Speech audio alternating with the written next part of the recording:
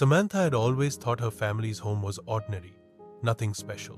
समस्याएं दूर करने के लिए आगे बढ़ते रहना चाहिए, रुकने से लक्ष्य तक नहीं पहुंच। एक परेशान व्यक्ति ने संत से कहा कि मेरे जीवन की बाधाएं खत्म ही नहीं हो रही हैं। संत उसे एक नदी किनारे ले गए और किनारे पर खड़े होकर कहा कि जब ये नदी सूखेगी तब हम आगे बढ़ेंगे। किसी भी बाधा को दूर करने के लिए हमें आगे बढ़ते रहना जरूरी है। अगर रुक जाएंगे तो कभी भी लक्ष्य तक नहीं सकते हैं। इस संबंध में एक लोक कथा प्रचलित है। कथा के अनुसार एक व्यक्ति के जीवन में समस्याएं बहुत अधिक थीं।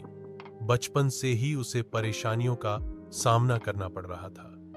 पिता का देहांत हो चुका था और बचपन में ही माता, भाई, बहनों के पालन पोषण की जिम्मेदारी उसके ऊपर आ गई थी।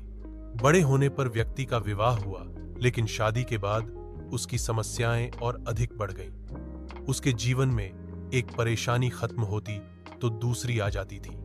एक दिन वह प्रसिद्ध संत के पास गया।